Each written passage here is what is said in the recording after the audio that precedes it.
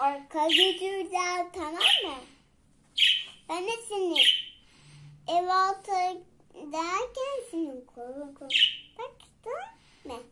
Ben sana et verdim, tamam mı? Senin de bir tane böyle ev vereceğim, bezin vereceğim, tamam mı? Pembe seviyor musun? Seviyorum değil mi? Tırnakta bir şey seviyorum değil mi? Pembe desin. Size temel vereceğim, tamam mı? Bazen bir tırnak bizim de, tamam mı? Seni yoksa kovurum ben seni. Güzel miyim? Tatlı mıyım? Seninle onun tabanı, tamam mı? Seninle böyle ev yapacağım, tamam mı? Bir gece öleceğim, tamam mı? Geldi mi? Seni seviyorum. Çok sevdim beni. Beni?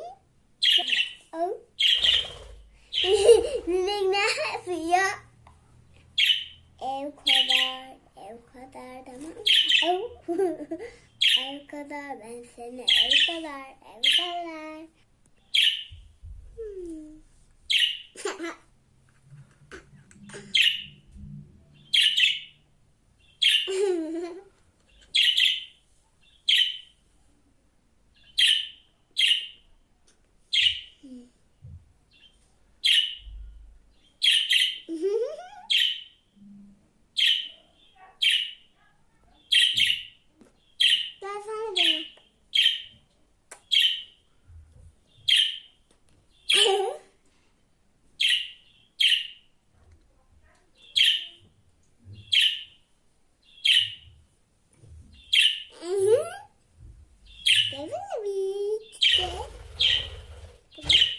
Ben seni de böyle ev kadar seni buraya koyayım, tamam mı?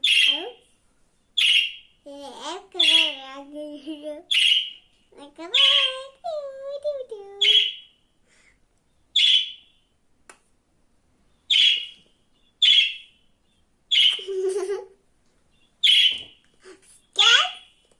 Bak bana bir şey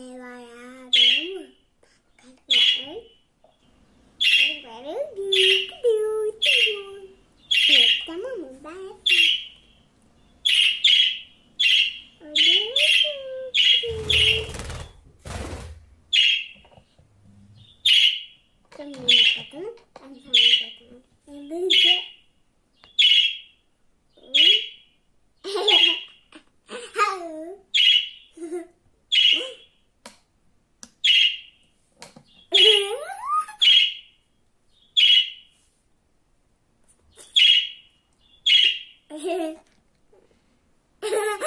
bana bakıyor.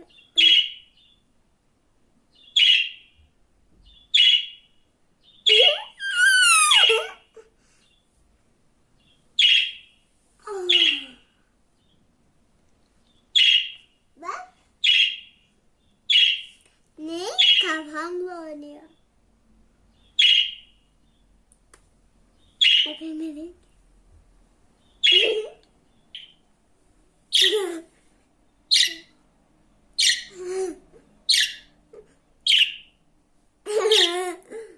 Burada baba. Kırmızı.